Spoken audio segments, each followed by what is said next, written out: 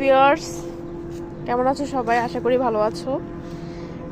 এই তো আমার ছোটখাটো একটা ছাদ বাগান, এটাতে আমি কিছু সবজি চাষ করতেছি। দেখো কত বড় হয়ে গেছে। এই আরেকটু হলে এটা উপরে চলে যাবে।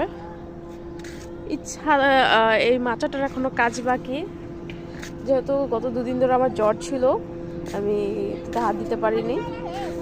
আস্তে আস্তে বাকিগুলো ইয়ে করে দেবো। দেখো কত সুন্দর এগুলো ডেমি ছাড়াই দিচ্ছে।